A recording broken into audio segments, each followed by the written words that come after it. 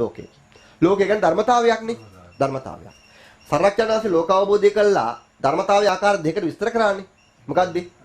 අභිධර්ම පිටකයයි සූත්‍ර පිටකයයි කියලා දෙක හරිනේ. එච්චරයි. ඒ තමයි මේ ලෝකය ඉරි දෙකක් ගහලා සූත්‍ර පිටකය අභිධර්ම පිටකය. දැන් පැහැදිලිද? හොඳයි. අභිධර්ම පිටකය කියන එක අපි ඉස්සෙල්ලාම ඉගෙන ගත්තානේ. කොහොමද ඉගෙන ගත්තේ? චිත්ත චෛතසික රූප නිබ්බාන. නිබ්බාන කියන එක අපි මෙතන යොදන්නේ නැහැ. සාමාන්‍යයෙන් චිත්ත 89යි චෛතසික 52යි රූප 28යි. හරි නේද? හොඳයි. අපි දන්න රූප 28 විභජ්‍ය කරන්න පුළුවන්. කොහොමද වෙන්නේ? මහා භූත 4, ගෝචර රූප, හද වස්තු රූප, ජීවිත රූප, ආහාර රූප නේද? ආකාශ, විකාර රූප, ලක්ෂණ රූප විදිහට නේද? ඔව් විදිහ යනකොට ප්‍රසාද රූප ටිකක් තියෙනවා.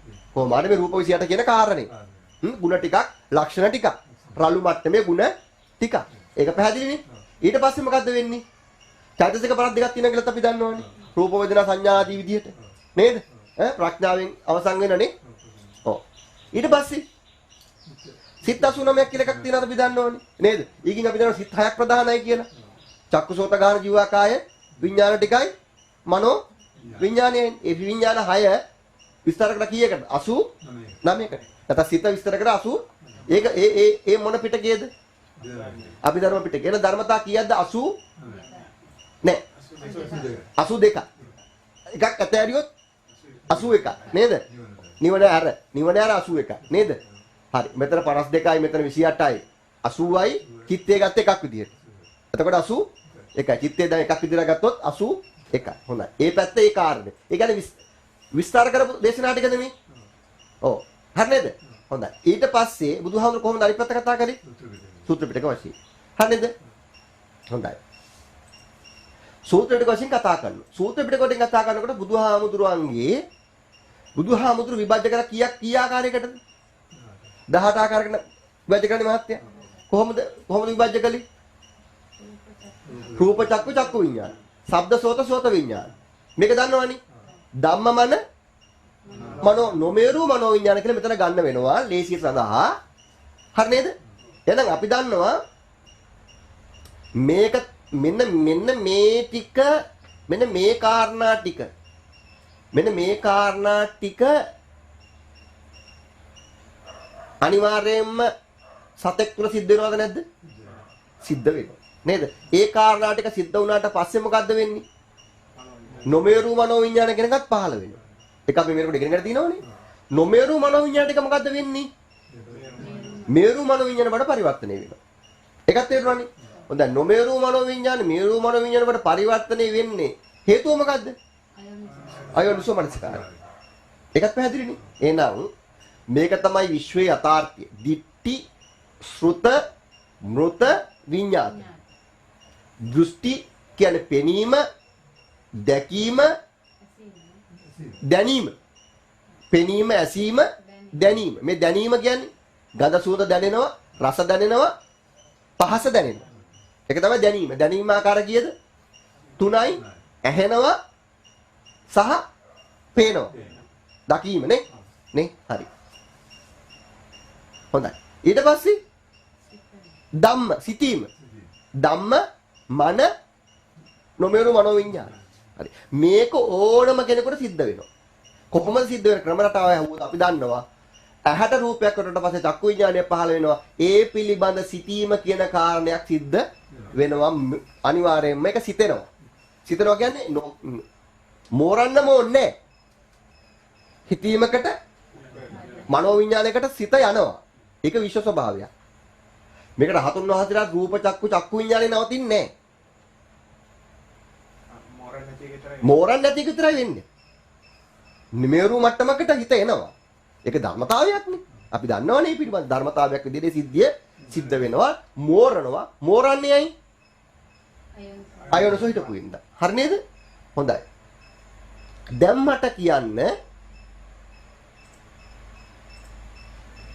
දැන් මට කියන්න මේරු මනෝවිඤ්ඤාණය කියන ධර්මතාවය සංගතියක්ද නැද්ද? සංගතයක්. සකස් වීමක් නේ එකක්. තනියෙන් ඉන්න එකක්ද? නෑ. කාගෙත් එකද ඉන්නේ?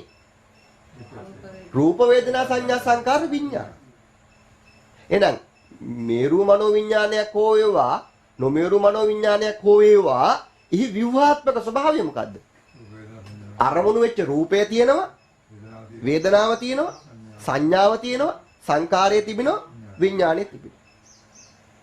ඒක තමයි සැකස්ම. මනෝවිඤ්ඤාණයක සැකස්ම. ඒක සංකතයක් උනේ ඇයි? මෙන්න මේ වගේ සකස් වෙච්ච නිසා. හරිද? හරි. හොඳයි.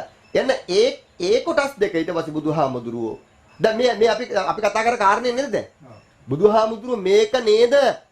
දැන් ලෝකෙ දැන් ඇත්තටම මේ ටික නෙමෙයිද මේ මේරු මනෝවිඤ්ඤාණ කියලා කියන්නේ?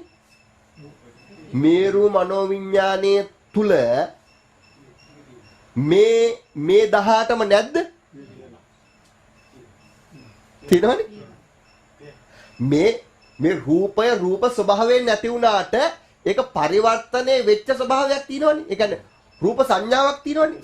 රූපේ ශබ්ද රූපේ පිළිබඳ රූප සංඥාව. ඒ කියන්නේ මනස පැත්තෙන් රූපේ පිළිබඳ ගත්ත සංඥාවක් තියෙනවනේ. එහෙනම් මේ හැම එකක්ම මේක ඇතුලේ තියෙනවනේ.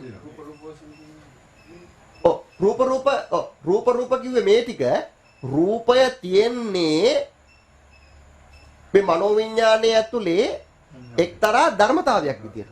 ඒක මොකද්ද? ධම්මාරම්මණයක් විදියට. ධම්ම ගතියට තියෙන්නේ. හැබැයි ධම්ම ගතියට හේතුනේ මොකද්ද? රූපය. රූපේ ධම්ම ගතියයි ශබ්දයේ ධම්ම ගතිය එකක්ද දෙකක්ද? දෙකක්. හැබැයි ඒක තියෙන්නේ මොකට පරිවර්තන වෙලාද? රූප වලට පරිවර්තන මොන රූපද? ධම්ම රූප. එහෙනම් මේ එක්තරා විදිහේ මොන රූපද මේ? ධම්ම රූප ඇතුලේ මේ රූප ඔක්කොම තියෙනවා. එහෙනම් මෙතන ඇත්තටම රූප සංඥා කියන්නත් පුළුවන්. ධම්ම රූප කියන්නත් පුළුවන්. හැබැයි අර්ථකථනය දේශනාව කාටද කියන එක මත වෙනස් වෙනවා. මේක අන්ධ ප්‍රත්‍යඥයට කියනකොට රූපය කිව්වේ මොකක්ද? බාහිර රූප. සෝතතාර ශ්‍රාවකගේ මට්ටම අනුව මේ රූපේ වෙනස් වෙනවා.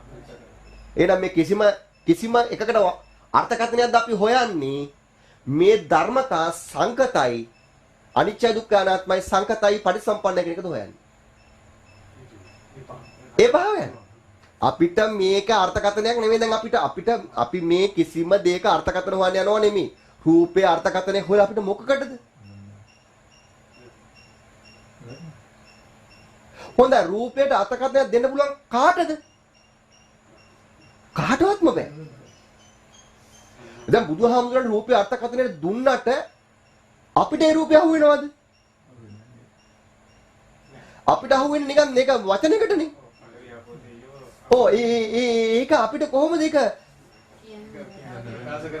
ඒක ප්‍රකාශ කරන වචනයක් විතරයිනේ. තේරුණා නේද? එහෙනම් මේ මට මේ අර්ථකථන හොයන්න යන එක නෙමෙයි වැඩේ. හට ගන්න ධර්මතාවයක යථාර්ථය දකින්න එක. සතරතිපට්ඨානය කියන්නේ. බුදුහාමුදුරු මේ ඔක්කොම දහම අපිට දේශනා කරන්නේ හට ගන්න ධර්මතාවයක යථාර්ථය දකින්න. රූපේ හටගත්තත්, වේදනාව හටගත්තත්, සංඥාව හටගත්තත්, සංකාරය හටගත්තත්, විඥානය හටගත්තත් ඒක හටගත් එකක් බව, සකස් වෙච්ච එකක් බව. ඒක සංකතයක් බව. ඒක අනිත්‍ය දුක්ඛ අනාත්මයි බව. ඒක පටිච්ච සමුප්පන්න බව අඳුර ගන්න. ඒක තමයි බුදුදහම. ඒක තමයි ධර්මය. ඒක තමයි යථාර්ථය. හැබැයි එතනට එකපාරට එන්න බෑ. කල්‍යාණ මිත්‍රොත් එක්ක කාලයක් තිස්සේ කතා කරාට පස්සේ තමයි මෙහෙමයි ලෝකය කියලා ආසන්න වශයෙන් හරි තේරෙන්නේ. නැත්තම් මේක තේරෙන්නේ නැහැ. ඒක තේරෙන නිසා තමයි අපි දැන් මේ පෞද්ගලික මට්ටමේ හරි දැන් මේවා කතා කරන්නේ. දැන් මේවා අලුත් කෙනෙකුට මේක තේරෙන්නේ නැහැ. ටිකක් අමාරුයි. පන්ති මුලදී අඩුම ගානේ පන්ති 10ක් 15 කොටවත් ඒ කියන්නේ දැන් මේ අපි යන්නේ 18 වෙනි පාඩම. මේ අද අපි මම මේක දාන්නේ 18 වෙනි පාඩම විදිහට තමයි net එකට දාන්නේ. දැන් 17 පාඩම් 17ක් අපි කරලා තියෙනවා. ඒතර 18 වෙනි පාඩමට ගැලපෙන්න තමයි මම මේ දේශනාව මහත්යලත් එක්ක මේ කතා කරන්නේ. 18 වෙනි පාඩමට ගැලපෙනවා. ඒතර මේක මේ මට්ටමන මොරවලයි මේ කතා කරන්නේ. එක පාඩම මේක අලුත බලන කෙනෙකුට මේක තේරෙන්නේ නැහැ. හොඳයි. දැන් එහෙනම් දැන් අපිට නිතරම මේවා අර්ථකථන සොයනකොට නම් මොකක්ද අවශ්‍ය වෙන්නේ? ධර්මතාවය අනිත්‍යයි දුක්ඛයි අනාත්මයි සංකතයි පටිච්චසමුප්පන්නයි කියන නුවණ පහල කරගන්නේ. තේරෙනවද? දැන් මහත්යෙන් කවුද කොයි හරි වෙලාවක මහානදම් පුරනකොට ඇහුවොත් මට රූපේ අර්ථකථනය කියන්නේ කියලා. ඒක යාට හිත රිදෙන්න තියෙන කියනවා අපිට ඕනේ රූපේ අර්ථකථනය කරන්න නෙවෙයි. රූපේට අර්ථකථනයක් දෙන්න විදියක් නැහැ. දැනුම අනුව එක ඔබ ඉන්න අවස්ථාව අනුව ඒ රූපේ අර්ථකථනය වෙනස් වෙනවා. එහෙම එකක් නෙවෙයි. අපිට නොවෙනස් වෙන දෙයක් හොයාගන්න රූපේ. මොකද්ද රූපේ වෙනස් නොවන්නේ? රූපේ අර්ථකථනය වෙනස් වෙන එක ඇත්ත. රූපේ මොකද්ද වෙනස් නොවන්නේ? අනිච්ච දුක්ඛ අනාත්ම සංකත පරිසම්පන්න කියන එක රූපේ වෙනස් වෙන්නේ නෑ. ඒක හැම රූපයකටම පොදුයි. රූපේ වෙනස් වෙන අර්ථකථනය සොයන්න නෙවෙයි අපිට අවශ්‍ය වෙන්නේ. රූපේට පොදු යථාර්ථය සොයා ගන්නයි. ඒක මොකද්ද? අනිච්ච දුක්ඛ අනාත්ම පටිසම්පන්න සංකතයි පටිසම්පන්න කියන යථාර්ථය සොයා ගන්න. දැන් මහත්මයා දැනගන්න ඕනි මහත්මයාගේ පැවිදි ජීවිතයේදී මේ වගේ ප්‍රශ්න වලට මුහුණ දෙන්න සිද්ධ වෙනවා. දැන් මහත්මයා දැනගන්න ඕනි මහත්මයාට දෙන දැනුම් සම්භාරය අනුව මෙයාට කොහොම වගේ පිළිතුරක්ද දෙන්න ඕනි කියලා. එයාගේ හිත රිද්දවන්නේ නැහැ. හිත රිද්දවන්නේ તો මේ පැත්තෙන් කියනවා අර්ථකථනයට වඩා වැදගත් එහි තියෙන ಗುಣ ටික මොකක්ද කියලා. එතන ගුණය දැනගත්තා නම් රූපය ගැන දැනගන්න පුළුවන්. රූපයට අර්ථකථනයක් අවශ්‍ය වෙන්නේ නැහැ. හොඳයි. ඔන්න දැන් එහෙනම් දැන් මෙතන රූපේ කිව්වේ දැන් මොකද්ද? ධම්ම රූප. මනෝවිඥානේ හැබැයි මේ ධම්ම රූපය පිළිබඳ ධම්ම රූපයයි. පොට්ටබ්බේ පිළිබඳ ධම්ම රූපේ එකක්ද? හොඳයි. ඒක එහෙමයි කියලා කාටද සාක්ෂි දෙන්න පුළුවන්? අපිට දෙන්න පුළුවන්ද? ඒක මොකද දැනගත්තා කියලා සාක්ෂි අපිට හොයත හැකියි. කවදාකවත් මොන විෂයක්ද ඒක? ඒක බුද්ධ විෂයක්.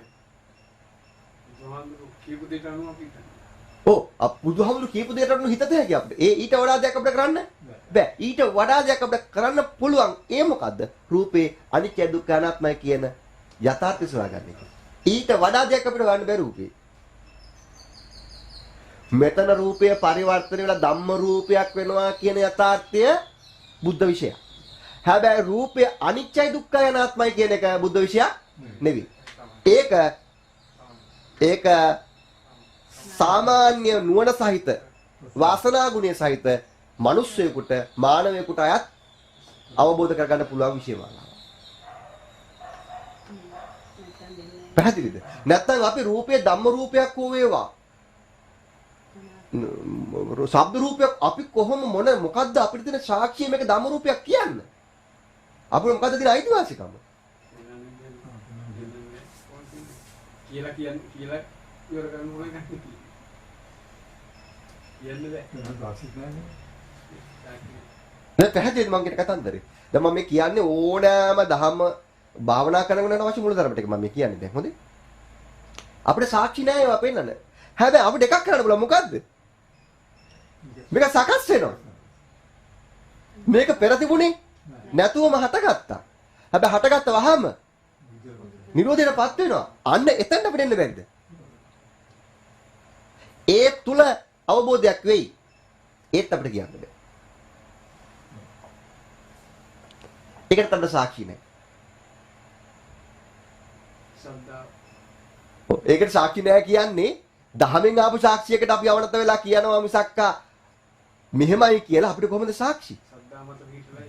ඒක කියන්නේ සද්ධාමත. එහෙනම් බුදුහාමුදුරු කියන්නේ මේ වගේ දෙයක්. මොකද්ද බුදුහාමුදුරු කියන්නේ? බුදුහාමුදුරු දේශනා කරන්නේ ඔබ අන්ධ පු탁ජනෙක් වුණත්, ශ්‍රුතවත් ආර්ය ශ්‍රාවකයෙක් වුණත්, ඔබ සෝවන්, සකෘදාගාමි, අනාගාමි, අරිහත් වුණත් ඔබට තියෙන එකයි.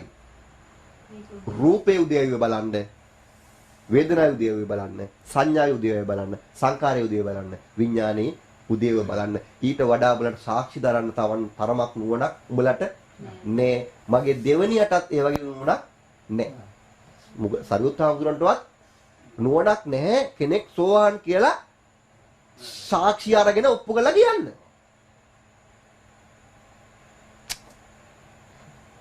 දැන් මහත්තර තේරුණා?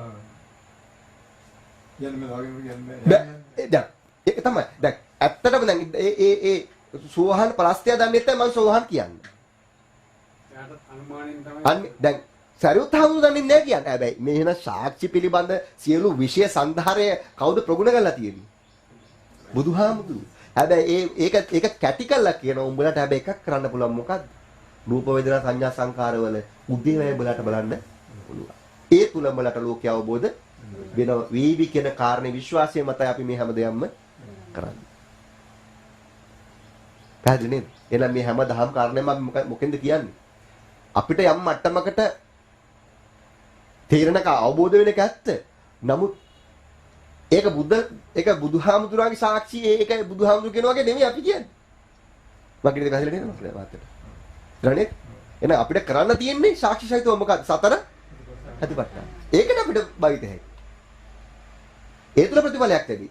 හරිනේ? ඒකටයි මේ අපි යන්නේ. හොඳයි. එහෙනම් දැන් මහත්ලට පැහැදෙන්න ඕනි රූප වේදනා සංඥා සංකාර කියන්නේ එහෙනම් මේ ඔක්කොම කැටි කරගත්ත ව්‍යුහය.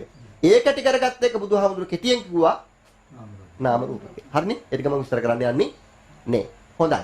එහෙනම් සර්වඥන් වහන්සේ මෙන්න මේ විදිහට නාම රූප කියන්නේ රූප වේදනා සංඥා සංකාර විඥාන නේද? ඒ ටික කියන්නේ මේරු මනෝ විඥාන නේද? මේරු මනෝ විඥාන කියන එක පහළ වෙන්නේ මේකට හේතු වෙන්නේ මොනවද? මේ ධර්මතා 18. ධර්මතා 18 ප්‍රත්‍ය කොටගෙන මොකද හටගන්නේ? මේරු මනෝ විඥාන හට ගන්නවා නේද? මේරු මනෝ විඥානයේ යථාර්ථය දකිනකොට මේරු මනෝ විඥානයේ තියෙන රූප වේදනා සංඥා සංකාර විඥාන කියන යථාර්ථය දකිනකොට මොකද්ද වෙන්නේ? අනිත්‍ය දුක්ඛ අනාත්ම දකිනකොට වෙන්නේ අපි ලෝක අවබෝධයට පත් වෙනවා. හරිනේ? එහෙනම් ඇත්තටම අපිට අනිත්‍ය දුක්ඛ අනාත්තයි කියලා දකින්න ඕනේ මොකද්ද? රූප වේදනා සංඥා සංකාර මනස පැත්තේ. මනස පැත්තේ. නේද? එහෙනම් මනස පැත්තෙන් ගන්න ඌ මෙන්න මේ ධර්මතා අනිත්‍යය කියන්නේ ඇයි?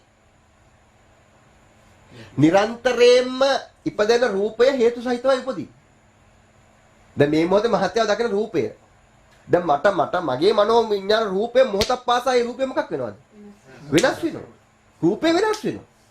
රූපේ නිත්‍ය නෑ. එළිය රූපේ නෙමෙයි දැන් අත්තර මෙතන ගන්නෙ. එළිය රූපයත් අනිත්‍ය තමයි. දැන් මොකද මොන රූපේද මේ කියන්නේ? මනෝ විඥාන මට්ටමින් හම්බෙන රූපයෙන් නිරන්තරයෙන්ම සංකත සකස් වෙනවා. ඒ කියන්නේ ඒ මොහොතේ සකස් වෙනවා. වේදනාවත් ඒ මොහොතේ සකස් වෙනවා. එතකොට මේ වේදනාවද තව මොහොතකින් තියෙන්නේ. දැන් ඒ වේදනාව මොකද්ද? ඒ සකස් වෙනවා. එහෙනම් මේ සකස් වෙන එක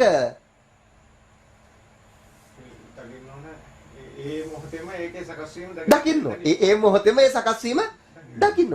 ඒ සකස් වෙනකොට තේරෙනවා ඇත්ත තමයි මේකේ කිසිම ගතයුත්තක් නැහැ. මේක වේගයක් විතරයි මේක සකස් වෙන දෙයක්. ඉතින් සකස් වෙනවා නම් ඒක නිත්‍යද අනිත්‍යද? ඒක අනිත්‍යයි. ඒක අනිත්‍ය. අර අනිත්‍ය භාවය මම පළවෙනියෙන් කිව්වේ අනිත්‍ය නම් දුකයි. දුක නම් අනාත්ම. ඒ ස්වභාවයෙන් යුක්තයි මේ සංකතය. සංස්කාරය මේ සංස්කාරය මේවා සංස්කාර නේද? මේ ඔක්කොම මොනවද? සංස්කාර. එහෙනම් මේ සංස්කාර මෙන්න මේවා යථාර්ථය දකින්නේ මොකින්ද? අර උදේවැය කියන අතිවිම් දකින්න ස්වභාවය නේද? එතකොට තීරණය කරනවා ඇත්තටම රූපය කියන කාරණය තියෙන දෙයක් නෙවෙයි සකස් වෙන දෙයක්. ඇත්තටම වේදනාව කියන කාරණය තියෙන දෙයක් නෙවෙයි සකස් වෙන දෙයක්. නිරුද්ධ වෙලා යනවා. එතකොට ඒක නිත්‍ය කොට ගත්ත කෙනා. ඒක මගේ ආත්මය කොට ගත්ත එක්කෙනාගේ මානසික ස්වභාවය කොහොමද? භවය සකස් කරන එක එයාට උරුම වෙන්නේ මොකද්ද? ඒ ඔක්කොම උරුම වුණ සංසාරේ උරුම වෙන්නේ මොකද්ද? දුක. එහෙනම් මගේ කොට ආත්මය කොට ගත්තා නම් මේ වෙනස් වෙන දේ මේ ධර්මතාවයක් විදිහට වෙනස් වෙන රූපය වේදනාව සංඥා සංකාරය විඥානය කියන ධර්මතාවයක් විදිහට වෙනස් වෙන ස්වභාවය මනස පැත්තෙන් යමෙක් නිත්‍යයි සුඛයි ආත්මයි කොට ගන්නවද නැත්තම් නිත්‍ය සුඛයි ආත්මයි කොට හොවෙවා මගේ ආත්මය කොට හොයවා මොන හරි දික්ටි ගල්ල ගත්තා නම් මොකද්ද වෙන්නේ? මේ දික්ටියට සාපේක්ෂව එයාට දුක හට ගන්න. දුක හට ගන්න. හරිනේ? හරි. ඒ දුක හට ගන්න නොහට ගන්න ක්‍රමයට තමයි මේ බුදුහාමුදුරුවෝ මේ දේශනා ටික සකස් කරන්නේ. හරි. හරියට හරි. නාම රූප වල සංකත ස්වභාවය කියන්නේ රූප වේදනා සංඥා සංකාර වල සකස් වීම. ඒක දැනගත්තා නම් හරියට හරි.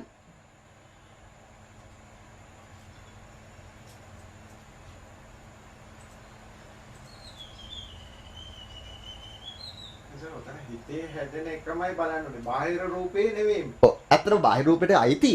ඊට පස්සේ අපිට බාහිර රූපයකට අහු වෙනවා. බාහිර රූපේ අහු වෙනවනේ. බාහිර රූපේ අනිත්‍ය වෙන නිසා තමයි අර ඇතුලේ ධම්ම රූපය අර අපිට බාහිර රූපේ දැන් බාහිර රූපේ අනිත්‍ය දකින්නවා කියලා අහු වෙන්නේ ධම්ම රූපේ අනිත්‍යනේ. හරිනේ? ධම්ම රූපේ අනිත්‍ය. ඒ කියන්නේ එතනින් කියන්නේ බාහිර රූපේ අනිත්‍ය නෑ කියලා. බාහිර රූපයත් අනිත්‍යයි. එතකොට ඊට පස්සේ තේරෙනවා අජ්ජත්කව බාහිර ඒවා ලෝකයේ අනිත්‍යයි. වර්තමාන විතරක් නෙමෙයි අතීතයේත් අනිත්‍ය වුණා. වර්තමාන විතරක් නෙමෙයි අනාගතයේත් අනිත්‍ය වෙනවා කියන නුවණ එනවා. හරිනේ? බාහිර රූපේ අනිවාර්යෙන්ම මේ හිත වෙලා තමයි වැඩි සිද්ධ වෙනවා. සිද්ධ වෙනවා. රූපේ තියෙනවා. බාහිර රූපේ තියෙනවා. බාහිර රූපේ නැත්තම් රූප මට්ටමේ අපිට මානසිකාර ගොඩනගා ගන්න හම්බ වෙන්නේ නැහැනේ. කවදා හරි හිතෙන් ගත්ත මානසික රූපයක් වේවා ඒක හම්බුනේ කොහින්ද? බාහිරින්නේ. බාහිරින් හම්බ. මේ දාසරේ වෙන්නත් පුළුවන්. පෙර භව වෙන්නත් පුළුවන්. කොහොම හරි කමන්නේ. හොඳයි. දැන් ඔන්න දැන් මට මෙතන මේ අතර වෙන්න ඕනි. දැන් මේ ටික මහතලා පැහැදිලි? හොඳයි. දැන් මේ ටික පැහැදිලිද? තාමත් පැහැදිලිද? කොයි ටිකද? ස්වභාව ධර්මතාවය අයෝනිසෝ හිටපු නිසා මෝරණ එක විස්තර කරලා මෙහෙම කිව්වා. විස්තර කරන එක දැන් අපි ඉගෙන ගන්න ඕනි. සූත්‍ර පිටක වශයෙන්. එතකොට තමයි ඒක තමයි මම කල්යාණ මිත්‍යෙක් විදිහට දහම් කල්යාණ මිත්‍යෙක් විදිහට කල්යාණ මිත්‍ර සේවනයේ සද්ධර්ම ශ්‍රවණය කියන්නේ ওই ටික. මේක කතා කරන්නේ. යෝනිසෝ මනසිකාරය කියන්නේ ඒක කියන අතරතුරදී හෝ තමා විසින් තනියෙන් හිතන එක. ධම්මානුධම්ම ප්‍රතිපදාව කියන්නේ සතර සතිපට්ඨාන යනු මේ ගුණ ටික සොයා ගන්නා එක. හරි නේද? කල්යාණ මිත්‍යෙක් කරන්න ඕනේ මොකද්ද? මේවා කියා දෙන්න. මේවා පිළිවෙලට කියා දෙන එක තමයි කල්යාණ මිත්‍යාගේ සේවය. යෝනිසෝ මනසිකාරය මෙහෙම මොහොතෙත් මහත්තරට වෙනවා. මේක දන්තරේමත් කරගන්න ඕනි. ඊට ඒ අනුව යෝනිසෝ මනසිකාරය කරගනිමින් ධම්මානුධම්ම ප්‍රතිපදාවට යොමු වෙන්න ඕනේ. ඔය කොයි වෙලාවක හරි කොයි වෙලාවක නිවන කියන එක සාක්ෂාත් වෙන්න පුළුවන් කෙටි ක්‍රමයක හෝ දීර්ඝ ක්‍රමයක හෝ අපි දන්නේ ඒක. ඒක දහම කියනකොට හෝ වේවා, දහම අහනකොට හෝ වේවා, මානසිකාර කරනකොට හේවා, දහම සජ්ජායනා කරනකොට හෝ වේවා නේද? මේ මානසිකාර කරනකොට හෝ වේවා, භාවනා කරනකොට හෝ වේවා චතුරාර්ය සත්‍ය අවබෝධ වෙන්න පුළුවන්. ඵලයේ ඒක ප්‍රශ්නයක් නේ.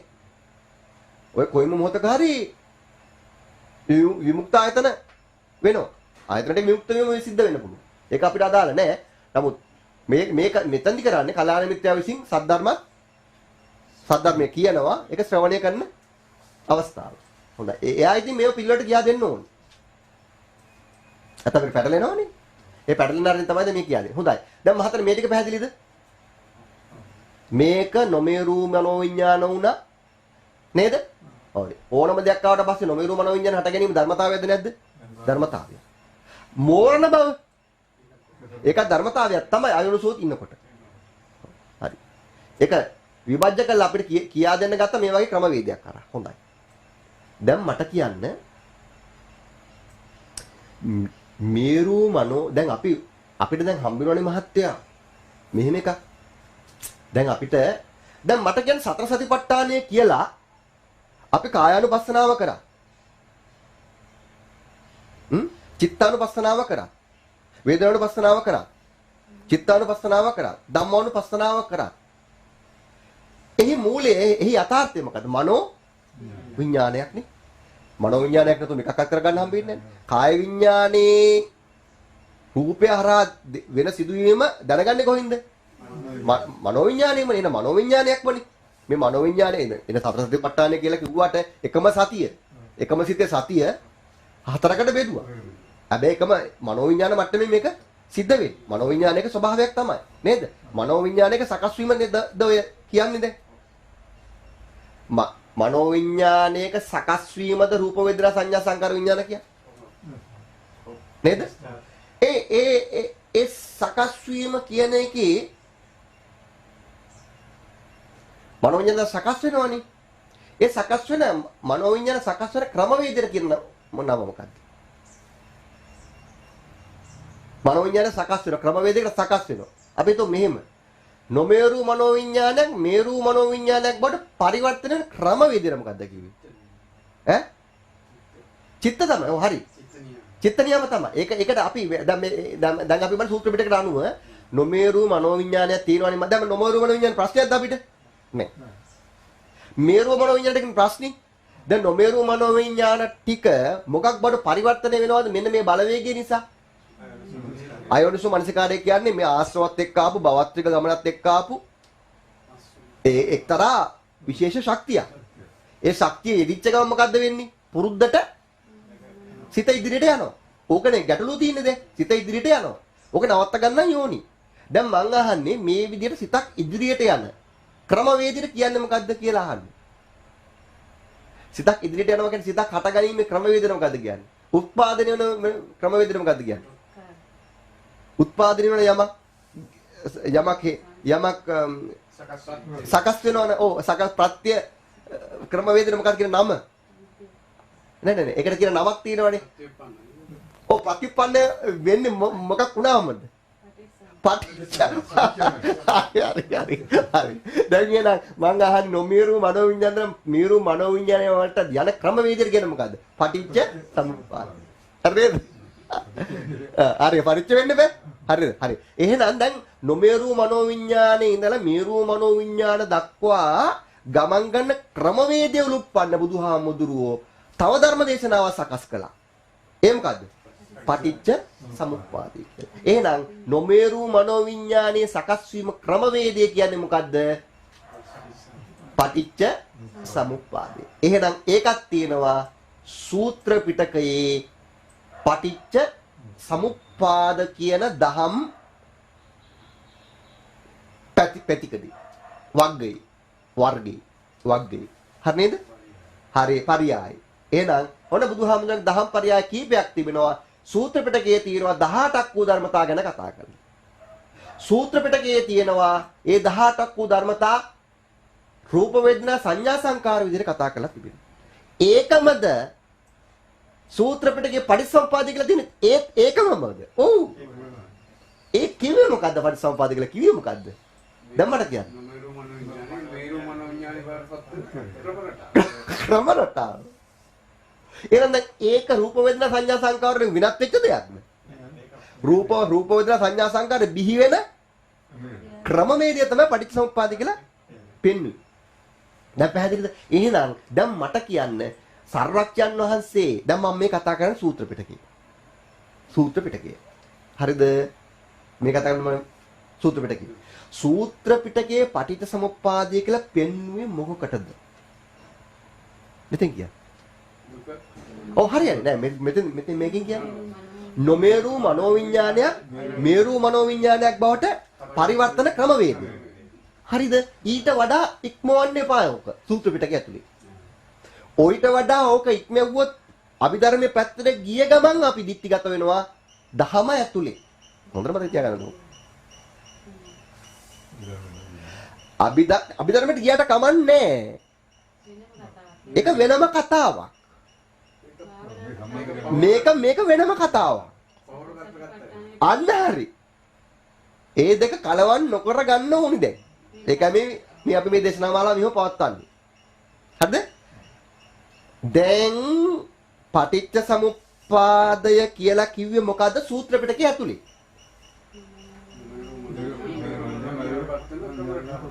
හොඳයි. මම ඔයගලන්ට උදාහරණයක් අහනවා.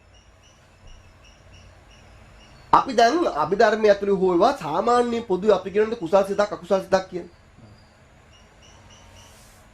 එහෙම කියනවද නැද්ද? හොඳයි. දැන් මහත්යට සිතක් ආවා. මහත්යක් කියනක පාට මේක අකුසල් සිතක් කියලා.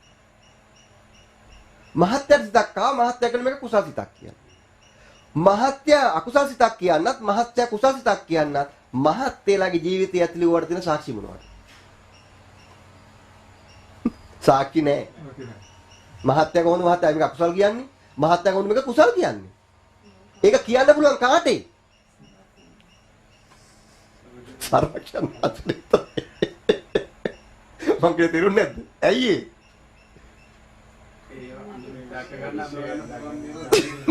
නෙමෙයි. ඒව හට ගන්න හැටි බලත හැකි.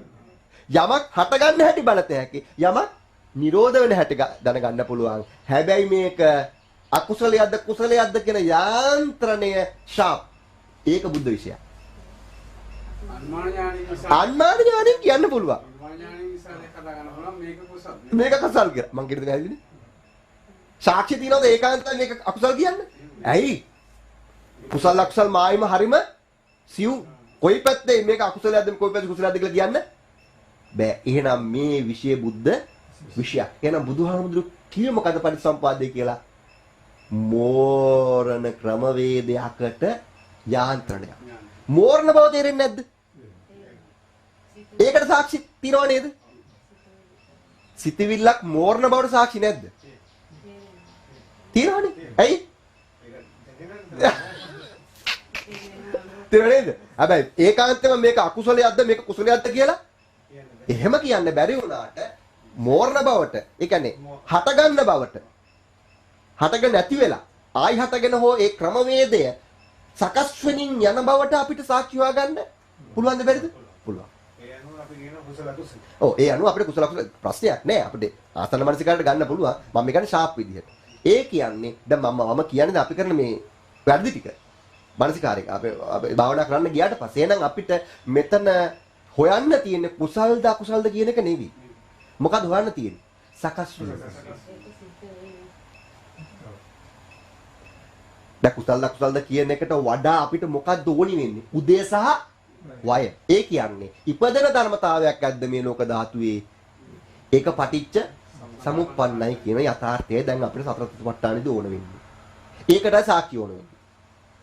ඒකයි අපි දැනගන්න ඕනේ. ඒක දැනගත්තා නම් එයා වර්තමාන මොහොතේ ඉන්නවා. එයාට අකුසලයක්වත් කමක් නෑ. ඇයි? දැක්ක හින්දා මෝරන්න යන්නේ නෑ. වහා දැක්ක හින්දා. වහා දකින්න හින්දා මෝරන්නේ. වහා දකින්නවනේ දැන් එයා. එයාට මං කියන්නේ ඉස්සරහට යන අකුසල දෙයි කියලා. ඉස්සරහට යනකොට මහා අකුසල එන්නේ නෑ. කුඩා අකුසලයක්වත් මොකද්ද වෙන්නේ? සකිනව දකින්න දකිත ගම ඒක ඉස්සරහට යන්නේ නෑ. දැන් මට කියන්න එහෙනම් නොමේරු මනෝවිඤ්ඤාණ මේරු මනෝවිඤ්ඤාණ රටාවට පෙනෙන ක්‍රමවේදය මොකද්ද බුදුහාමුදුරන්ගේ පටිච්ච සමුප්පාද. හොඳයි. අපි දැන් පටිච්චසමුප්පාදේ න්‍යායට යමු. දැන් මෙතනින් ගැටලුවක් නැහැනේ. මෙයා මෙහෙම ටිකක් ගත්තා. හරිනේ? හරිද? මේ පැත්තෙන් ඇවිල්ලා තියෙන කොහෙන්ද? සූත්‍ර පිටකේ දැන් මේ පැත්ත ගියේ අපි ධර්මතා 18 සහ රූප වේදනා සංඥා සංකාර කියන ධර්ම විග්‍රහයට. මම මේ සූත්‍ර පිටක වෙනම පෙන්නනවා. තාම ඒවා පෙන්වන්න ගත්තේ නැහැ. හරි නේද? ඒක පැහැදිලිනේ. දැන් මේ කොහෙන්ද සූත්‍ර පිටකේම දැන් මොකක්ද දේශනාව? පටිසම්පාද. එයා පටිසම්පාද කියලා මොකද්ද දැන් පෙන්වන්නේ? දැන් මේ මුළු පාඩම ඔක්කොම ඔයගොල්ලෝ දැන් එකට කැටි කරන්න මේ යන්නේ. මොකද්ද දැන් පටිසම්පාද කියලා පෙන්වුවේ? නොමේරු මනෝවිඤ්ඤාණ මේරවන ක්‍රමවේදය. ඒ කියන්නේ නැවතත් ධර්මතා 18මයි. ඒ කියන්නේ නැවතත් රූප වේදනා සංඥා සංකාරමයි. මොකද්ද පෙන්වන්නේ? මෝරණ විදිය. කොහොමද පෙන්වුවේ? පටිසම්පාදේ. හැබැයි මේක පෙන්වනකොට බුදුහාමුදුරුවෝ අර සර්වක්ෂයන් වහන්සේලා පෙරබුදුරු දීපු විදිහටම ඒ ධර්මතා නොයික්මවා ඒ විදිහට රටාවකට දේශනා කළසේක. පැහැදිලිද? හොඳයි. එහෙනම් ඒ රටාව මොකද්ද? මේ තියෙන්නේ. ඒක ඉතින් මේ රටාවට වැඩි එකක් ආවත් අපිට එකක් පිළිගන්න වෙනවා. මේ රටාව අර දෙකක් අඩු කරා නම් අපිට ඒකත් පිළිගන්න වෙනවා. මොකද මේ කාගේ සකස් කරගත්ත නිසා කවුද සකස් කරේ? එසේ මිස කෙනෙක්ද? සම්මා සම්බුදුන් වහන්සේ සකස් කර බැවින් අපිට ආයි කතා කරන්න දෙයක් නැහැ. හරි නේද? ඒ වගේම තමයි මේක දැනුම අල්ලනකොට තේරෙනවා. ඔයගොල්ලන් තේරෙයි කවදා හරි ඉස්සරහට දැනුම මෝරනකොට මේ වෙනං ආශාරය සකස් කිරීමක් කියලා. ඒ තරමකට තේරෙනවා ඉස්සරහට. දැන් බලන්න මෙන්න සකස් කිරීම. හොඳයි. දැන් මේ සකස් කිරීම අනුව දැන් මට කියන්න මොකද්ද මුලින්ම තියෙන්නේ? මේවා පාඩම් කරගන්න තියෙන දේවල්. අවිද්‍යාව පත්‍ය සංඛාර. අවසානයේ තියෙන්නේ මොකද්ද? දුක. දුක. සාරි ඒකේ ප්‍රතිඵලය. අවිද්‍යාවේ ප්‍රතිඵලය තමයි මොකද්ද? දුකට පත්. දැන් සාමාන්‍යයෙන් අපි අවිද්‍යාපත්‍ය සංඛාරා කියනකොට කොහොමද අපි තේරුම් ගන්නේ කොහොමද? සංඛාරා කියන්නේ පුඤ්ඤාභි සංඛාරා, අපුඤ්ඤාභි සංඛාරා, ආදී සංඛාරා. සිහිපත් කරගන්න සූත්‍ර පිටකයේ ඇතුලේ කිසිම පටිච්චසමුප්පාද දේශනාවක පුඤ්ඤාභි අපුඤ්ඤාභි ආනෙන්ජ කියලා දේශනා කරලා නැත.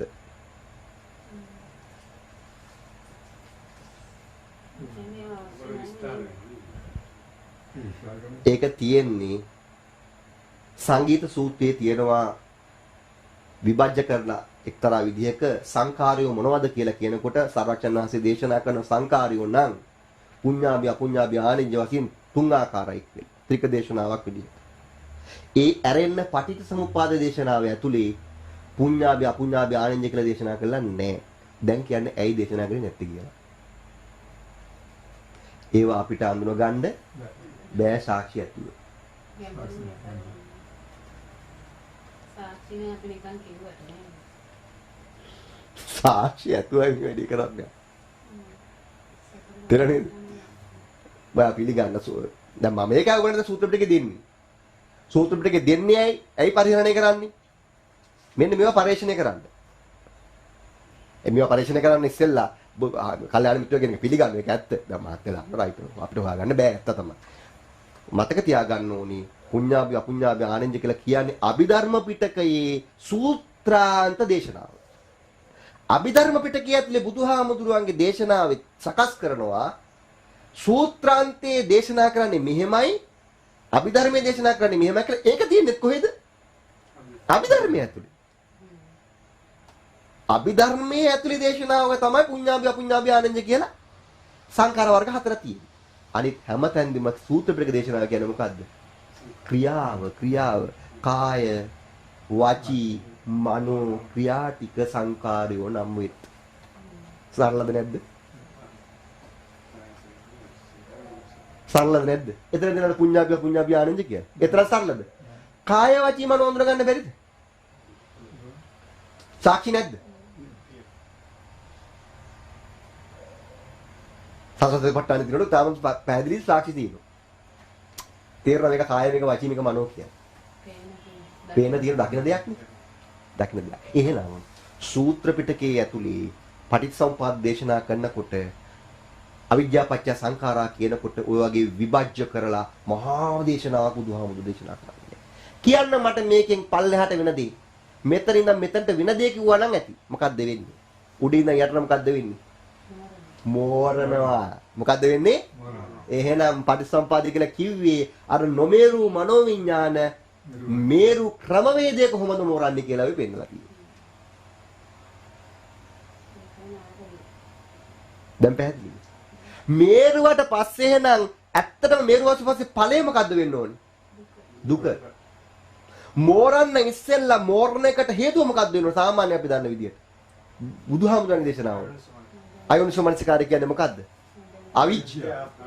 අයෝනිසෝ මනසික අවිද්‍යාවට බුදුහාමුදුර කියන අයෝනිසෝ මනසිකාරය කියලා. ඔයාලට වෙන පැත්තෙන් ආවේ ආශ්‍රව. අයෝනිසෝ මනසිකාරය කියන්නේ මොකද්ද? අවිද්‍යාව නැත්තම් ආශ්‍රව ටික. තේර නේද? අයෝනිසෝ මනසිකාරය නිසා දුක උපදින හැටි තමයි ඔය පිළිවෙලට පෙන්නලා තියෙන්නේ. එහෙනම් මේ තියෙන්නේ මොකද්ද? ඔය පද 12න් පෙන්වන්නේ මොකද්ද දැන්? හැබැයි මේ පෙන්වන්නේ සූත්‍ර පිටකේ කාටද? අපිට ගොඩ යන්න ක්‍රමයක්. මේ යථාර්ථය අභිධර්ම පිටකේ තියෙනවා. පුඤ්ඤාභි අපුඤ්ඤාභි ආනෙන්ජ 32ක් වූ සංඛාර 29ක් වූ විපාක. ඒ මොනවද?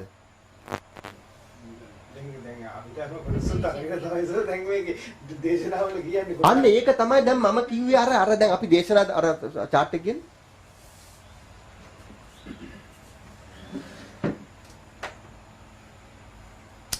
ඒක තමයි මිශ්‍ර දේශනා.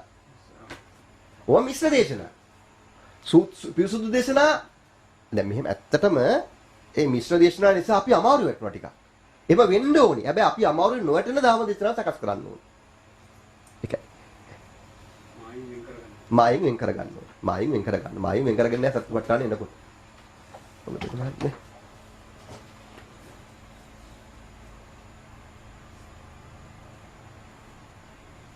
මේ තියෙන මම මගේ අකුරින්ම දාලා මේ තියෙන මිශ්‍ර දේශනා. මේ තිනි මහතේ දාලා. මොකද මේ දාලාදී? මිශ්‍ර දේශනා. මේ මොකද්ද? විභංගයේන දේශනා. දැන් අපිට කියා දීලා තියෙන මොනවද දේශනාද? මිශ්‍ර දේශනා. මිශ්‍ර දේශනා කියන්නේ මොකද්ද? අභිධර්මයේ ඒවත් තියෙනවා සූත්‍රේවත් තියෙනවා. එතකොට මොකද්ද උනේ? අපි ටිකක්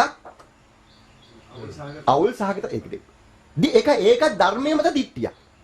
ධර්මයේ මත පිහිටි එක්තරා දිට්ඨියක්. ඒකෙන් මොකද්ද පරක්කු වෙන්නේ? නිවන පරක්කු වෙනවා. වැරදිකමක් නෙමෙයි මේ කියන්නේ. නිවන පරක්කු වෙනවා මේ ක්‍රමේ. දිගයිනේ. යන්න ඕන. හැබැයි ඔය කතාව කියන්න බෑ. මේ කතාව කියන්න බෑ අභිධර්මයේ කියලා විශ්ලේෂණය කරලා ඒ පිළිබඳ මානසිකාරය අරගෙන දෙක දෝලණය කරලා ගියේ නැත්තම් මේ කතාව කියන්න බෑ. එහෙනම් අපේ පොත්පත්වල තියෙන වැරද්ද තමයි මිශ්‍ර දේශනා වශයෙන් මේක දේශනා කරනකොට මේක ටිකක් ගැඹුරු වුණා. සංකීර්ණ වුණා. දැන් ඕගොල්ලෝ පිළිගන්න ඕනි සූත්‍ර පිටකයේ කුද්දක නිකායේ හැර. කුද්දක නිකාය කියන්නේ කුඩා වශයෙන් ඔය සරච්චන් වහන්සේගේ කියන්නේ රහතුන් වහන්සේලා දේශනා කළාද දේශනා ඒවා බුද්ධ දේශනාව ගණයටම දාලා ඒවැත් මොකද තියෙන්නේ මට කියන්නකෝ ඒවත් විස්තර වැඩි බුදුහාමුදුරුවෝ තරම් සිවුම්ව හිතන කෙනෙක්ව දික්ටිගත නොවන විදිහට බණ කියන්නේ මේ ලෝකයේ කිසිම කෙනෙකුට හැකියාවක් මේ විස්තර දේශනා වෙච්ච එක මොකද්ද වෙන්නේ කාලාත්‍රයට පරිසම්පාදිය දානවා අතීත කොටස් වර්තමාන කොටස් අනාගත කොටස් විදිහට විභජ්‍ය කරලා පෙන්නනවා. හැබැයි කිසිම සූත්‍රයක ඒ විදිහට සූත්‍ර පිටකේ කාලාත්‍රයට ඍජුව ප්‍රක්ෂේපණය කළ බුදුහාමුදුරුවෝ පරිසම්පාද දේශනා කරන්නේ නැහැ.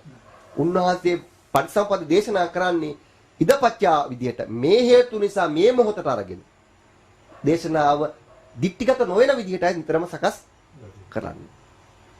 හරිද? හොඳයි. එහෙනම් දැන් ඔයගොල්ලෝ තාමත් පැහැදිලි. එහෙනම් මේ සූත්‍ර පිටකයේ පටිච්චසමුප්පාද ක්‍රමවේදය කියන්නේ මොකක් පෙන්වන එකක්ද?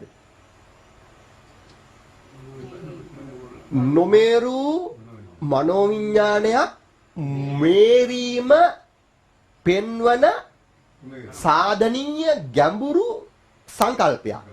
හැබැයි ගැඹුරුතාවය නොපෙන්වා ඒකට සරල තේරුම් වලින් සූත්‍ර පිටකේ සමන්විත කරවනවා. සූත්‍ර පිටකයට අවිද්‍යාව පත්‍ය සංඛාර කියලා දෙන යථාර්ථය අභිධර්ම පිටකයේ දෙන්නේ ඊට වඩා ආස්පතින් ගැඹුරුයි. දැන් සූත්‍ර පිටකයේ දෙන යථාර්ථය බුදුහාමුදුරන්ට ඕනි මොන මට්ටමට දෙන්න විතරද? සතාව දුකෙන් මුදවීමේ මට්ටමට සතර සතිපට්ඨානයට උදේවැයට අවශ්‍ය ප්‍රමාණයට විතරයි. උදේවැයට අවශ්‍ය ප්‍රමාණයට විතරයි නුවණ සකස් කරන්න ඕනි. ඊට වඩා සකස් කරන්න ගිය ගමන් මොකද වෙන්නේ? බුදුහාමුදුරුවෝ මෙයා කල්පනා කරනවා මේ ගැන. විතක්ක ਵਿਚාර කරනවා. විතක්ක ਵਿਚාර කරගන්න මොකද වෙන්නේ? ළඟ තියෙන නිවන එයා දික් කරගන්න. ඇයි? 32ක් 29ක් ඒකක්ෂණික පරිසම්පාදේ ඒ මොනවද කියලා හොයන්න. හරි නේද? එතකොට මොකද්ද වෙන්නේ? අපිට ළඟ තියෙන නිවන ටිකක් ඈත හැබැයි වැරද්දක් නෙමෙයි මේ කියන්නේ. ඒව ඕනි. හැබැයි ඒව ඕනි සීමිත පිරිසකට. ඒකයි බුදුහාමුදුරු එක්කෙනෙකුට කියලා 500ක් ඇදුවේ. එක්කෙනෙකුට කියන්නේ නැතුව කොහොමත් එකයි බොල ඔක්කොම වරෙල්ලා කියලා කියන්න දුන්නානේ. දැන් එතනට එන්න ඕනේ તો බුදුහාමුදුරු කෙලින්ම වදිනවා ජේතවනාරාමෙට. ඔය දුරක් යයි. විනතනකයි කැටි කරලා මේක කිව්වේ. මේක අනිත්‍යයට විතරක් අවශ්‍ය නෑ. හැබැයි කවදාද දවසක අවශ්‍ය වෙනවා. දහම නැති වුණාට පස්සේ දහම නැවත පණ ගන්නන්නේ අභිධර්මයේ. ඒක නිසා මේක කියලා තියන්න ඕනේ කියලා බුදුහාමුදුරු බුදුනුවනේ. අයිද බුද්ධ ශාසනය විනාශ වෙන හැටි බුදුහාමුදුරන්ට ඉසේ ගැස් ගන්නට නෙමෙයි. මෙහෙම කරනකොට කල්ප ගන්නක් ආපස්සට කියලා බුදුහාමුදුරන් විනාශ වෙන හැටි බුදුහාමුදුරන් මොනට නිකන් අදිස්ථාන ගන්න විතරනේ ඕනි. බුදුහාමුදුර අදිස්ථාන කරනවා බුද්ධ ශාසනය විනාශ වෙච්ච හැටි කල්ප 91කට කල්ප 100කට මට පෙන්වන්න. ඔච්චරයි ප්‍රාර්ථනාව විශ්ය පෙන්වන්න ඕන. ටික ගාලා පෙන්වන්න. හරියටම පෙන්වන්න මෙන්න මෙහෙමයි බුදුහාමුදුරන් විනාශ වෙන්නේ කියලා. ඒකටම පේනවා ඇති බුදුහාමුදුරන් විනාශ වෙනවා නැවතත් නැගිටිනවා. අනිත්‍ය දුක්ඛ නැත්තන ඒකත් නැවත නැගිටින්නේ කොහොමද? පරමාර්ථය කවුරු හරි මතු කළ දුන්නට පස්සේ මේකෙන් ගැට ගහගෙන භාවනා කරලා විශ්වාසය හදාගෙන මෙන්න ගැට. ඉතින් ඔහොම දකින්නේ නැති. ඒක නිසා අභිධර්මයේ කෙරෙහිකුත් ඕනි නැවත දහමට පණ දෙන්න. හරිද? හොඳයි. එහෙනම් දැන් මට කියන්න මේ මොකද්ද මෙතන යටර වෙන්නේ?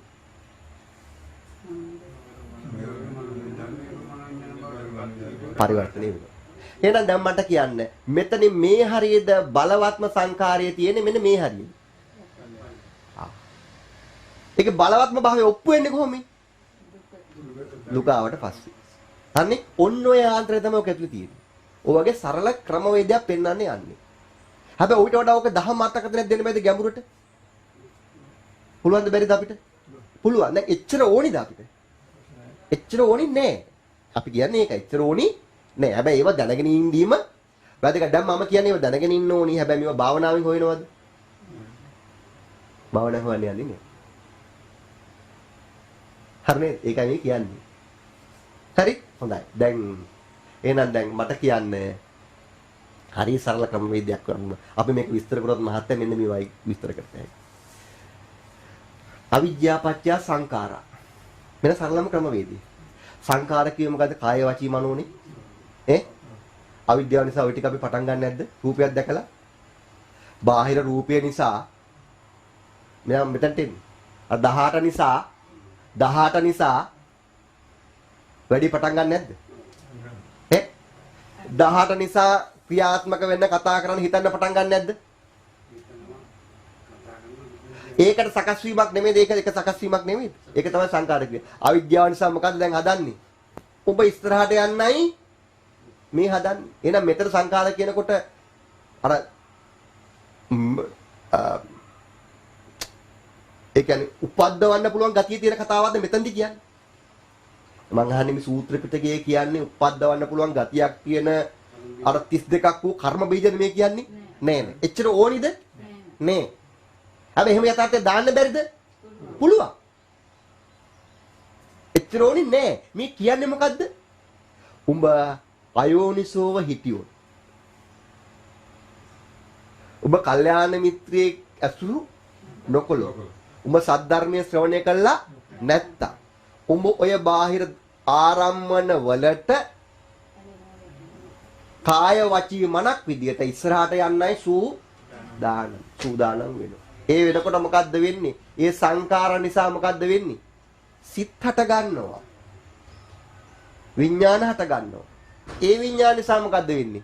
ඒ විඥාණයට අනුව සිතිවිලි හැදෙනවා. රූපත් ගොඩ නැගෙනවා. නාමත් වෙනවා, තව රූපත් වෙනවා. ඒ රූප නිසා මොකද්ද වෙන්නේ? ඇහෙන් ආපු රූපේ කොහෙටද යන්නේ? ඇහෙන් විතරක් මදි දැන් හිතලා ගන්න. කනෙන් ආපු රූපේ ගැන හිතනවා. කනෙන් ඇහෙන් දැක්කට මදි ඇපල් ගෙඩිය. දැන් නහයින් වින්නත් ඕනේ. රහ බලන්නත් ඕනේ. දැන් ඇපල් ගෙඩිය අනිත් ద్వාර වල සම්බන්ධ කරන එක තමයි මොකද්ද කිව්වේ? සලායතන කියලා. දැන් සලායතන වලට සම්බන්ධ වුණාට පස්සේ මොකද්ද වෙන්නේ? ඒ හැම ආයතනිකම මොකද්ද වෙන්නේ? ඒ අනුව පස්සේ වෙනවා කියන්නේ ඒ පෙර ගතිය. ඒ කියන්නේ පෙර රසයට සාපේක්ෂව රස අරමුණු ටික දැන් මනට එනවා කියන එකයි මේ පස්සේ කිව්වේ. රස අරමුණු ටික දැන් ඇයි මේකේ දැන් ඇපල් ගෙඩිය කන්න ඉස්සෙල්ලා පෙර ඇපල් ගෙඩි තියෙනවනේ. ඒ ඔක්කොම මනෝ ධර්මතානේ. ඒ මනෝ ධර්මතා ටිකෙන් දැන් ඔක්කොම හැපෙනවා දැන් ඇවිල්ලා මනසට. දැන් පස්සේ නෙමෙයිද? හරි. දැන් අර පරණ ඇපල් ගෙඩි කට් ගාලා එනේ චර ගාලා හැපෙන සද්දෙයි අලුත් ඇපල් ගෙඩි ටක් ගාලා කැඩෙන සද්දෙයි දැන් සද්ද සම්බන්ධයෙන් වෙච්ච ඔක්කොම ටික මතුවලා ඉන්නේ නැද්ද? රස, ශබ්ද, ගන්ධ. ඇයි? දැන් අපි ඇපල් ගෙඩියක් දැක්කම මේක රතු ඇපල් කියලා අපිට අඳුර ගන්න පුළුවන්. මේක කොළ ඇපල් එක සුවඳ කියලා දන්න ගන්න පුළුවන්. ඒ කියන්නේ මොකද්ද දැන් මේ? සලාතන පත්‍ය පස්සෝ කියන්නේ මොකද්ද? ඒ සියලුම මනෝ ධර්මතා ටික දැන් පස්සේ වෙනවා කියන්නේ මොකද්ද? සිත් හදාගන්න සිත් පස්සේ වෙනවා කියන්නේ ඒ සියලුම මනෝ ධර්මතා ටික දැන් එකතු වෙලා මේක ක්‍රියා ඉස්සරහට යනවා. ඉස්සරහට යනකොට මොකක්ද වෙන්නේ? වේදනාවත් එක්ක වේදනාව හම්බ වෙනවා කියලා මේ කියන්නේ. විදීමක් හම්බ. විදීමන මොකක් වෙනවද කියන්නේ? තණ්හා වෙනවා කියලා මේ කියන්නේ. ඒකට මොකක් වෙනවා කියන්නේ? උපාදානය අවතරවත බැඳෙනවා කියලා කියන්නේ. ඒ මොකක් උපාදානෙ වුණාම මොකද්ද වෙන්නේ? භවය වෙනවා කියලා කියන්නේ. ඒ භවය නිසා මොකද්ද වෙන්නේ? ජාතියකටපත් වෙනවා කියන එක කියන්නේ. ඒ ජාතිය නිසා මොකද්ද වෙන්නේ? ඒ කියන්නේ මතක තියාගන්න මේ ජාතිය කිව්වේ ඇත්තටම මේ සිටිවිල්ලටම නැවත ඉපදීමක් කියන කාරණය. අතීත භවයකුත් නෙමෙයි මේ කතා කරන්නේ. මේ සිටිවිල්ලටම නැවත ඉපදීමක්. ඒ හැම ඉපදෙන එකක් මොකද්ද වෙන්නේ? ජරා මරණයටපත් වෙනවා. ජරා මරණයටපත් වෙන මෝරණු. බඩු හම්බෙන්න ඉස්සරහදී. හරිද? ඒ කියන්නේ මොකද්ද මේ දැන් මෙතන කියලා තියෙන්නේ? සිටිවිල්ලක් මෝරණ ක්‍රමවේදය. හොඳයි. අනුසිතිය හැදෙන තමයි ಜಾති. ඒ කියන්නේ මනෝවිඥාන අන්න හරි. මනෝවිඥාන තමයි ಜಾති. ಜಾති මොන විදිහට තමයි ಜಾති. ಜಾති. ඒක වහ බිඳි වෙනසි යන එක තමයි ජරා මරණ කියන්නේ සතර සතිපට්ඨානෙට. හරිද? ඒක තමයි ඇත්තම කියන්න ඕනේ. ඒක තමයි ඇත්තම යථාර්ථය. මේක අපි ಜಾති ජරා මරණ අනාගත දාපු ගමන් මොකද්ද වෙන්නේ? ඒක පොඩ්ඩක් දික්ටිගත වෙනවනේ. දැන් බුදුහාමුදුරුවන්ට ඕනේ වෙලා තිබුණේ ඒක සංසාරට කරපලයි. ඒක සංසාරයට ගපලා. සංසාරයට ගලපන්න දෝනලා තිබුණේ රූප වේදනා සංඥා සංකාර කියන මේ ෂණිකව උපදින මේ අනිත්‍ය වූ ධර්මතාවයේ යථාර්ථය පෙන්වන්න දෝනලා තිබුණේ.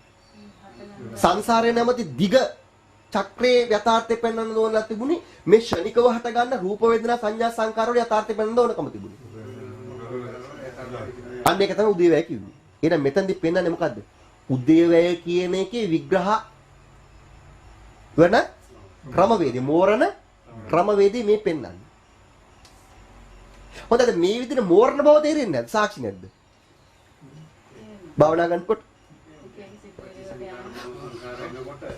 ආය සංස්කාර මේ මෝරණ කියන නිකම්ම තේින්න මුලින් මනෝ සංකාරය. ඊට වචී සංකාරය. ඒ කාය සංකාරය. ඒකෙම තේරෙන මෝරණ. ඒ දැනෙන්නේ. හැබැයි ඒක භවයක් ඒ කියන්නේ මොහතකට જાතියක් ඒවා දැන් තේරෙනව නේද? මොහොතක් පාසා අරක නැති වෙලා මේක ඉපදුනා කියන යථාර්ථය පේනව නේද? හරි නේද? එහෙනම් මේ දැන් මෙතන මම සතත මෙතන පරිසම්පාද දේශනාවකට සම්පූර්ණයෙන්ම අර සර්වඥන් වහන්සේ කිසි කෙනෙක් කිසි විදිහක දිට්ඨිගත නොවන විදිහට මේ පරිසම්පාද දේශනා කරලා තියෙන ආකාරය. දැන් අපි දැන් රේණුකාණේ හාමුදුරුවෝ දැන් අපි මේ මිශ්‍ර දේශනාවල අපිට තියෙන්නේ අපි දැන් මෙතන තියෙනවනේ මෙහෙම. ඒ දේශනාවේ තියෙන අවිද්‍යාපච්චය සංඛාර කිව්වත් සංඛාරපච්ච උපාදානපච්චය බහෝ කිව්වත් දෙකම එකයි කියලා. ඇත්ත තමයි. මෙතන බහෝ කිව්වේ මොකද්ද? මෝරපු බව. මෙතන කිව්වේ මොකද්ද? මෝරන්න සූදානම් බව. මේ මෝරණ ක්‍රමවේදය මේ පෙන්වන්නේ. තේරෙනවද? ඒ කියන්නේ හැබැයි මීට වඩා ගැඹුරු විදියට විග්‍රහ කරන්න පුළුවන් මේ මිශ්‍ර දේශනාව. ඒක වෙනම දෙයක්. මේක වැරදිද නැත්නම් එක්තරා දික්ටිගත වීමකට ලක් වෙනවද යෝගාවචරය? දික්ටිගත වීමට ලක් වෙන. දැන් අපිට මිදෙන්න බැරිද? දැන් මිදෙන්න පුළුවන් උනේ ඇයි? දන්න නිසා. ක්‍රමතාව දන්න නිසා. ක්‍රමතාව දන්න නිසා. පැහැදිලි නේද? එහෙනම් ඒකයි තියෙන යථාර්ථය. හරිනේ? ඒකයි. හොඳයි. දැන් හොඳයි. දැන් මට කියන්න මේක තමයි මෝරණ ක්‍රමවේදය. දැන් මාත්‍රේ පැහැදිලිද? හොඳයි. දැන් මේ මෝරණ ක්‍රමවේදයට බුදුහාමුදුරුවෝ කියනවා නුවණින් සතියින් ඉන්න කියලා. නේද? නුවණින් සතියින් ඉන්නවා කියන්නේ මොකද්ද?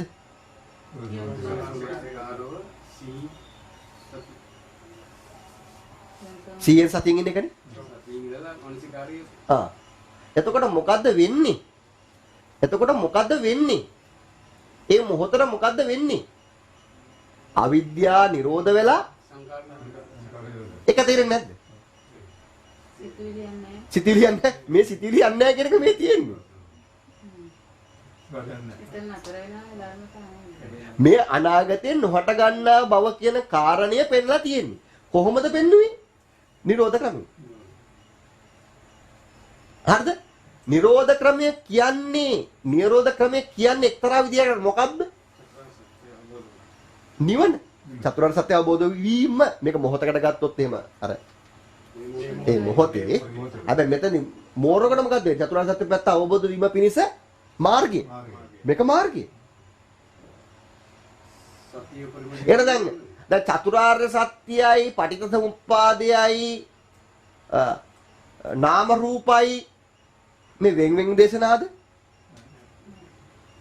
නෑනේ. මේකම එකමදී. දැන් ඇත්තටම උදේවය කියන කාරණය තුල අපිට නාම රූප හමු වෙන්නේ නැද්ද? පටිච්චසමුප්පාදය හමු වෙන්නේ නැද්ද?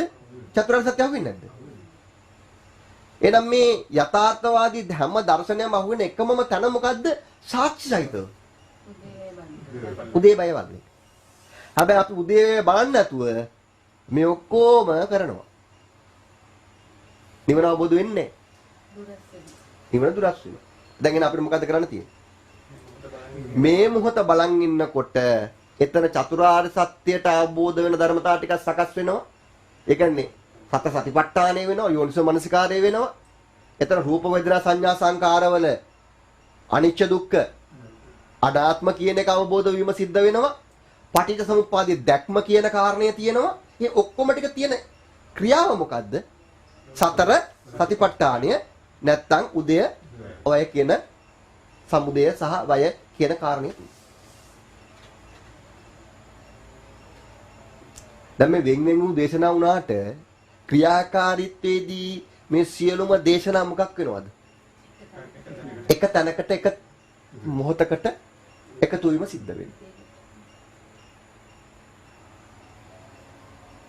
පැහැදිලිද? හොඳයි. දැන් එහෙනම් මෙතනදී අපි විශේෂයෙන්ම කතා කරේ මොකද්ද? ඔව් හරි. දැන් මෙතනදී විශේෂයෙන්ම කතා කරේ පටිච්චසමුප්පාදයේ මෝරණ ක්‍රමවේදය.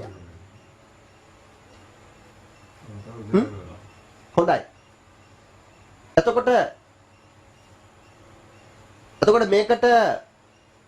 මේකට අපිට සූත්‍ර පිටකයේ දීලා තියෙන විග්‍රහය හොඳටම ප්‍රමාණවත් නේද? ඊට වඩා ඉක්මවා යන්න ඕනිද? ඊට වඩා ඉක්මවා යන්න අවශ්‍ය නෑ. සූත්‍ර පිටකයේ දී ඇති කාරණා ටික හොඳටම ප්‍රමාණවත්. ඒක ඉක්මවුව ගමන් මොකද්ද වෙන්නේ? වෙන එක්තරා දිට්ඨියක කිව්වේ මේ මග ටිකක් දුරස් වෙනවා. මග දුරස් වීමත් එක්තරා දිට්ඨියක් නෙවෙයිද? මග දුරස්ම වීමනේ මිච්ඡා දිට්ඨිය කිව්වේ.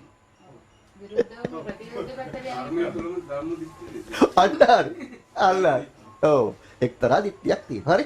ඒකයි අපි මේ එහෙමයි අපි කතා කරන්නේ. දැන් අපි මේ කතා කරන්නේ මේ සතසතිපට්ඨානියෙන්. ඒ පැත්තරණ ක්‍රම වේදේ ගැන. ඒක නිසා අපි මේක එහෙමයි කතා කරන්නේ. හොඳයි. සතසතිපට්ඨාන කිව්වම දැන් ආයිත් ඒක එකකට ගන්න පුළුවන්. උදේ අන්න හරි. උදේවැය කියන්නේ සතසතිපට්ඨාන. එච්චර. ඒක වෙන් කරලා විභජ්‍ය කරලා අර විස්තර කරලා දේශනා කරන මහත්සතිපට්ඨාන සූත්‍රය. ඒක තමයි මේ හතරකට කඩලා කියන්නේ. ඇයි හතරකට කැඩුවේ? රූපය ඔබ කාමාවචර සත්වයේ කාමාවචර සත්වෙට මේ රූපය පිළිබඳ ආදීනව දකින්නට. ඒක නිසා කායानुපස්සනාව ප්‍රමුඛ කළා. කායानुපස්සනාව අනිවාර්යයෙන්ම කාමාවචර සත්වයකට ඕනි රූපය හලා ගන්න. කායानुපස්සනාව නැතුව රූපය ආදීනව හොයන්න බෑ. අපි මොන දිට්ඨියෙන්ද වැඩිම බැඳලා ඉන්නේ? රූපේ මම මගේ ආත්මයකට අරගෙන තියෙන්නේ. රූපේ නැතුව අපිට එකක්වත් කරන්න බෑ. රූපේ නැතුව අඩු ගන්න හිතන්නවත් බෑ. හිත කියන්නේ නාම ධර්මතාවය. හැබැයි හිතත් එක්ක ඒකාන්තයෙන් බැඳලා තින්නේ මොනවද? රූප. රූප නැතුව නාම ධර්මතාවයකට අපිට උස්ස ගන්න බෑ. රූප නැතුව මුකුත්ම කරන්න බෑ අපිට. කාමාවචරය කිව්වේ ඒකයි. රූප නැතුව මුකුත්ම කරන්න බෑ. එතකොට ඉහළ තලවලයන්ට ඒ රූප අතීත රූප යෙදිලා නේද? ඉහළ තලවලට අතීත රූප යෙදෙන අවස්ථා තියෙනවා. අර ධානා මට්ටමේ නොහිටියෝ. ධානා මට්ටමක හිටියොත් විතර රූපයෙන් මිදෙන්නේ. ඒක ප්‍රඥප්ති මට්ටමට යනවනේ ඊට පස්සේ. ඒ රූපේද?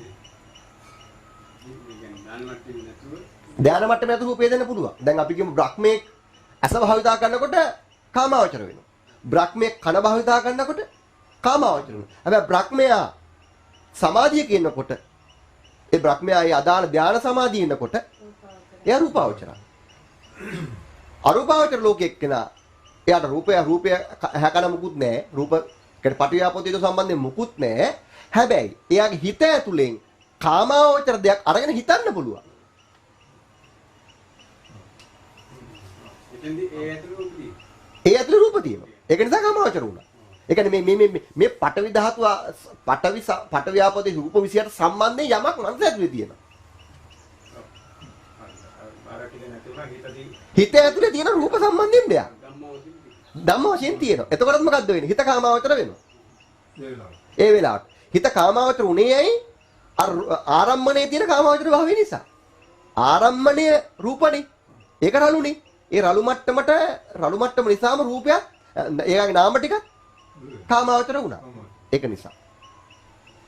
හරි. අද අරූපාවචර බ්‍රහ්මයේ එයාගේ ධානා මට්ටමේ ඉන්නකොට අරූපාවචරයි. රූපය සම්බන්ධයෙන් කතාවක් ඇත්තනේ. දැන් අපිට රූප ගන්දුනුව හැර යන්න බෑ. කාමාවචර සත්‍යයට රූප ගන්දුනුව කර යන්න බෑ. ඒකයි මේ තරම් රූපයට බුදුහාමුදුරු ප්‍රකට කළා මුල් තැන දීලා උස්තරහටම අරගෙන රූපයේ ආස්වාදය ආදීන විස්තරගෙන කතා කරන්නේ. ඇයි අපිට මුලින්ම නැති කරගන්න ඕනේ මොකද්ද? රූපයේ ස්වභාවය ගැන. ඒක සතර සතිපට්ඨානේ හතරකට ගැදුවේ. සතිපට්ඨානේ සතර සතිපට්ඨානේ උනේ ඒකයි. සතර සතිපට්ඨානයක් දේශනා කරන්න ඕනේ නැහැ අරූපාවචර බ්‍රහ්ම ලෝක රූපාවචර බ්‍රහ්ම ලෝක වල. වැඩක් නැහැ. මොකද? රූපය ඉක්මවා ගිහින්නා. රූපේ පරිහරණයක් නැහැනේ. දැන් රූපේ පරිහරණය කරන කෙනා මොන තරම් අවිද්‍යාව සහගතද කියන්නේ ඒ තරම් එයා පහත් ඇදලා ගන්නවා පොළොවට. පොළොව පැත්තට. ඒ තරම් බරයි. රළුයි. ඒකයි මේ අපි මේ භූමිය වල ඉන්නේ. අපි දැන් භාවනාවෙන් ඉස්සරහට ගිහලා අරූපාවචර ධානයක් උපදවා ගත්තා නම් රූපේ කාමාවචරයි. ඒ වෙලාවේ මානසික ස්වභාවය අරූපාවචර රූපාවචර වෙනවා. එතකොට ඒ අවස්ථාවේ මරුනේ මොකද්ද වෙන්නේ? මේ තියෙන්නේ බෑනේ අර චිත්තය. චිත්තේ මෙහෙ පිටන්න බෑනේ බර නෑනේ. අර හයිඩ්‍රජන් බෝලේ වගේ උඩ යනවා. මේක මේ හිතත් දැන් මෙයාව බන්ධගෙන තාම චුතිය පහළ වෙන්නේ නැති නිසා හිටිද හැකි. චුතිය පහළ වුනේ නැති නිසා ධානයෙන් බැස්සත් මේ සිතම ඇසුරු කරනවා. චුතිය පහළ වුණොත් ඒකලවරෙද්ද මොකද්ද වෙන්නේ? ඉහට යනවා. ඔව්. දැන් අපිට ඇත්තටම දැන් අපිට ඕනි අපිට ඉහළ තලවලට යන්න නෙමෙයි ඕනි. ඉස්සෙල්ලාම දකින්න ඕනේ මොකද්ද වැඩිපුරම? රූපය ආදීන. ඒ කියන්නේ කාමාවචර මට්ටමේ සත්වයාකට ඒකයි මේ රූපය ප්‍රකට කරන්නේ. රූපය ගැන කතා කරන්නේ ඒකයි බුදුහාමුදුරු. කාමාවචර මට්ටමේ රූපය කතා කරන්නේ ඒකයි. හරි නේද? රූපය කතා කරනකොට මතක තියාගන්න ඕනි මේ පටිච්චසමුපාදයේ නාම රූප කියලා කියන්නේත් ඒකයි. අපි ඉස්සරහට කතා වෙමු. පටිච්චසමුපාදයේ නාම රූප කියලා කතා කරන්නේ ඒකයි. ඇත්තටම පටිච්චසමුපාදයේ දේශනා කරනකොට පටිච්චසමුපාදයේ විශ්ව දේශනාවේ නාම රූප කියලා එකක් නැහැ වඩ අභිධර්ම දේශනාවේ. නාම කියලා තියෙන්නේ. විඤ්ඤාණපච්චය නාමං තියෙන්නේ. අයි නාම රූප කිව්වේ. කාටද දේශනාව ගලපන්නද? කාමාවචර සත්‍යයට දේශනාව ගලපන්න මේ හදන්නේ බුදුහාමුදුරුවෝ. කාමාවචර මට්ටමට දේශනාව ගලපන්න තමයි මේ විදිහට සකස් කරන්නේ. අපි මේව අහලා යනවා ආපහු ඉස්සරහට.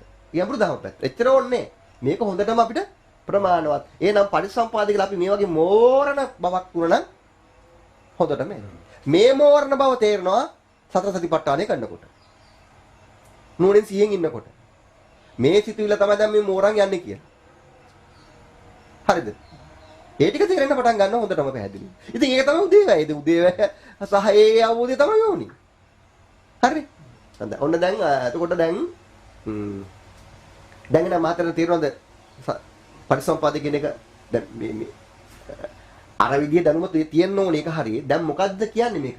මේ තියෙන එක මේ යටලා මෝරගෙන එන විදිහ තමයි පාටින් පෙන්නන්නේ. මෝරලා. ඒක තමයි අවශ්‍ය උනේ පෙන්වන්න. මේක පෙන්නුවේ ඇයි? ඔබ මේ මට්ටමේම හිටපන් කියන්නේ. මේක පෙන්නුවේ ඇයි? මොරන් දෙන්න එපා. මොරන් දෙන්න එපා කියන්නේ මේ කිව්වේ. ඔබ මෙතනට එන්න එපා මෙතනම හිටපන්. හොඳයි. මෙතනම හිටියානම් මෙන්න මේ කාරණේ හරිද බලන්නකෝ. මෙන්න මේ කාරණේ. දුක්ඛ ඥාන, දුක්ඛ සමුදය ඥාන, දුක්ඛ නිරෝධය ඥාන, දුක්ඛ නිරෝධ ගාමිනී පටිපදේ ඥාන නම් මෙතන හිටිද හැකිද? නෑ. දුක්ඛ ඥාන. දුක්ඛ සමුදය ඥාන. දුක්ඛ නිරෝධය ඥාන. දුක්ඛ නිරෝධ ගාමිනී පටිපදායි ඥානං ඒ ඥානෙ තියෙනකොට මෙතන ඉන්න පුළුවන්ද බැරිද? මෙතන ඉන්න පුළුවන්. මෙතන ඉන්න බැරි ඇයි මෙහෙට ගියේ ඇයි? දුක්ඛේ අඥානං. දුක්ඛ සමුදය අඥාන. දුක්ඛ නිරෝධය අඥාන. දුක්ඛ නිරෝධ ගාමිනී ප්‍රතිපදායේ අඥානං කියලා මෙයා විස්තර කරන්නේ ඒකයි බුදුහාමුදුරුවෝ සූත්‍ර පිටකේ එහෙමයි. අවිද්‍යාව කියලා කොහොමද විස්තර කරන්නේ? දුක්ඛේ අඥානං කිව්වේ ඇයි? උඹ පිරිසුදු දැක්ක නැති නිසායි උඹ ඔය ඉස්සරහට යන්නේ. සංකාර කරන්නේ මොන සංකාරද? කාය සංකාර, වාචික සංකාර, මනෝ සංකාර ටික උඹ ඔය මෝරවන්න හදන්නේ මොකක් ඉඳන්ද? ඒ ටික පෙන්වන්න විතරයි බුදුහාමුදුරුවෝ නගම තිබුණේ. නැත්තම් මේ පුඤ්ඤාභි අපුඤ්ඤාභි ආනෙන්ජ කියලා ආනෙන්ජ කොහොමද අපි දැනගන්නේ?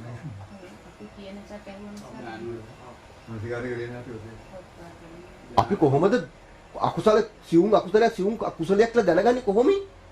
කිව්වේ මොකද්ද? සකස් වෙන බව දැනගන්නේ.